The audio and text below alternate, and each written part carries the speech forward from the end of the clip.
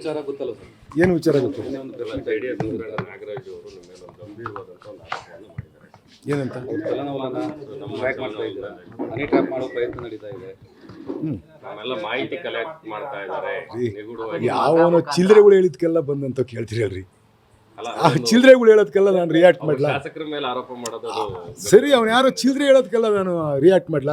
ನಂದು 30 ವರ್ಷ ಹಿಂದೆ ನಮ್ಮ ಅಪ್ಪನ ಜೊತೆ ದುಡಿದಿದ್ದು 10-15 ವರ್ಷ, 40 ವರ್ಷದ ರಾಜಕೀಯ ಜೀವನದಲ್ಲಿ ಒಂದೇ ಒಂದು ದಿವಸ ಒಬ್ಬರ ಮೇಲೆ ದ್ವೇಷದ ರಾಜಕಾರಣ ಮಾಡಿದ್ದೇ ಆಗಲಿ, ಇನ್ನು ಒಬ್ಬರ ಮೇಲೆ ಏನಾದರೂ ಕೆಟ್ಟದಾಗಿ ನಡ್ಕೊಂಡಿರೋದೇ ಆಗಲಿ, ಇಡೀ ತಾಲೂಕಲ್ಲಿ ಮತದಾರನ ಬಿಟ್ಟು ಕೇಳ್ಕೊಂಬನ್ನಿ.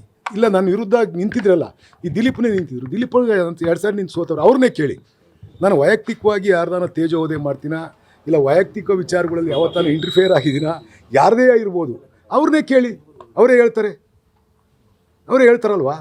ಈ ಥರ ಚಿಲ್ಲರೆ ಥರ ನಡ್ಕೊಬಾರ್ದು. ಒಬ್ಬ ರಾಜಕೀಯ ಪಕ್ಷದ ಮುಖಂಡನಾಗ್ಬಿಟ್ಟು ಈ ಥರ ಚಿಲ್ಲರೆ ಥರ ಎಲ್ಲ ಸ್ಟೇಟ್ಮೆಂಟ್ ಕೊಡಬಾರ್ದು. ಏನೈತೆ ನನ್ನ ಮಗನ ಆಡಿದಲ್ಲಿ? ಏನೈತೆ ಡ್ರೈವರ್ ಮತ್ತೆ ಅಪ್ಸಾಯಕರನ್ನ ಆಯಿತು, ಏನೈತೆ ಅದ್ರಾಗೆ? ಮಾತಾಡಿರ್ತಾರೆ. ಯಾವ ಪ್ರಾಪರ್ಟಿ ಮಾತಾಡಿವ್ರೆ? ಅವನ ಪ್ರಾಪರ್ಟಿ ಮಾತಾಡ್ಯವನ? ನಾಗರಾಜನ ಪ್ರಾಪರ್ಟಿ ಅಂತ ಮಾತಾಡ್ಯವ ನನ್ನ ಮಗ? ಎಲ್ಲಿ ಹೇಳ್ಯವನು? ಮತ್ತೆ ಎಲ್ಲಿ ಬಂದಿದೆ ನನ್ನ ಮಗಂದು? ಅದ್ರಾಗೆ ಪ್ರವೋಕ್ ಮಾಡ್ತಾರೆ, ಕೇಳಿಸ್ಕೊಂಡಿದ್ದಾರೆ. ಅದ್ರಾಗೆ ಏನಾರ ಬೇಕಾ ಕೇಳ್ರು, ಏನಾರ ಬೇಕಾ ಕೇಳು ಅಂತ ಕೇಳ್ತಾರೆ ಒಬ್ಬ ಸಣ್ಣ ಧ್ವನಿಲಿ. ಅದನ್ನು ಯಾವ ಉದ್ದೇಶ ಇಟ್ಕೊಂಡು ಇವ್ರು ಮಾಡ್ತಾವ್ರೆ? ಇವ್ರು ಮಾಡ್ತಾ ಇರೋದು, ನನ್ನ ಮಗ ಮಾಡ್ತಾ ಇಲ್ಲ. ನನ್ನ ಮಗ, ನಾನು ಫೋನ್ ಕೊಡ್ತೀನಿ ನಿಮ್ಮ ಕೈಗೆ, ತಗೊಂಡೋಗಿ ಚೆಕ್ ಮಾಡಿ. ನನ್ನ ಮಗಂತವ್ ನಾನು 3 ತಿಂಗಳಾಯಿತು ಮದುವೆ ಆದಮೇಲೆ ನನ್ನ ಮಗಂತವ್ ಮಾತಾಡಿಲ್ಲ.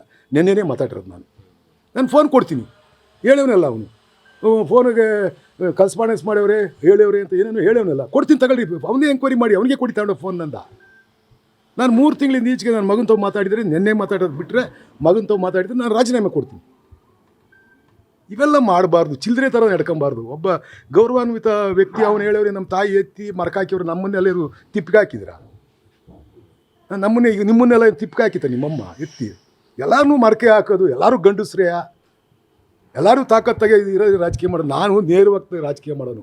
ನನ್ನ ವಿರುದ್ಧ ಯಾವನ್ ನಿಂತ್ಕೊಂತಾನೋ ಅದ್ರ ಬಗ್ಗೆ ತಲೆನೂ ಕೇಳಿಸ್ಕೊಳ್ಳೋದು ನಾನು ನೋಡು, ನಾನು ಜನದತ್ರಕ್ಕೆ ಹೋಗಿ ಓಟ್ ಕೇಳೋದು ಬಿಟ್ಟರೆ ನಾನೊಂದು ಸಣ್ಣ ಸಭೆನೂ ಮಾಡಲ್ಲ.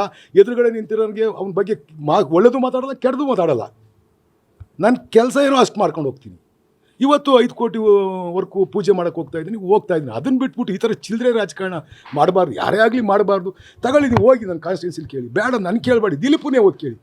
ಅವನು ವ್ಯವಹಾರ ಮಾಡ್ತಾವನಲ್ವ?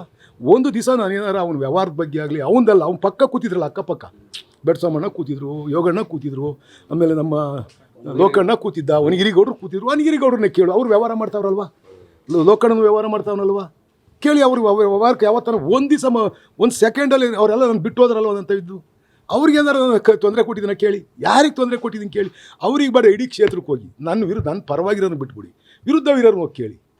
ಯಾವತ್ತಾನ ಈ ಥರ ಕೆಟ್ಟ ರಾಜಕಾರಣ ನನ್ನ ಜೀವನದಲ್ಲಿ ಮಾಡಿದ್ದೀನಿ ಅಂತ ಕೇಳಿ. ನಾನು 1 ಸೆಕೆಂಡ್, ಯಾರೋ ಒಬ್ಬರು ಹೇಳಿದ್ರು 1 ಸೆಕೆಂಡ್ ರಾಜಕೀಯದ ಮುಂದುವರಿಯಲ್ಲ, ರಾಜೀನಾಮೆ ಕೊಟ್ಟು ಮನೆಗೆ ಹೋಗ್ತೀನಿ. ನ್ಯೂಸ್ ಫಸ್ಟ್, ನಿರ್ಭೀತಿಯಿಂದ ನಿಮ್ಮ ಪರವಾಗಿ.